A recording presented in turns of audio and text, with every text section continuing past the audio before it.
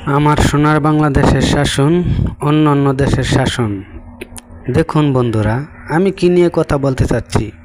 বাংলাদেশের রুট আর বাহিরের রুট। বাংলাদেশের রুট যখন আপনি পার হবেন, গাড়ির ডাইন সাইড দিয়েও আসে, বাম সাইড দিয়েও আসে। আপনি কীভাবে পার হবেন? এই জন্য অ্যাক্সিডেন্ট, দুর্ঘটনা। আমি সৌদি আরব থেকে বলছি। এই যে দেখেন রুট কত সুন্দর। গাড়ি বাম সাইড দিয়ে চললে বাম সাইড দিয়ে চলে, ডাইন সাইডেরটা ডাইন সাইডেই চলে।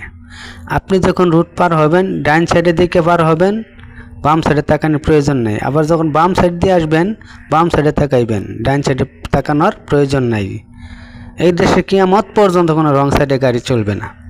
তো আমি এই জন্য মনে করি, এই দেশের লোক যদি বাংলাদেশে যায়, 1 মিনিটও লাগবে না অ্যাক্সিডেন্ট করতে। কারণ বাংলাদেশে খুব ক্রিটিক্যাল অবস্থায় রুট পার হইতে হয়। মাঝখান দিয়ে গাড়ি আসে, ডাইনে বামে দুনো সাইড দিয়ে গাড়ি আসে, দুনো সাইডে সমান খেয়াল করতে হয়। আর বাহিরে আপনি এক সাইডে খেয়াল করবেন, নির্বিঘ্নে পার হবেন।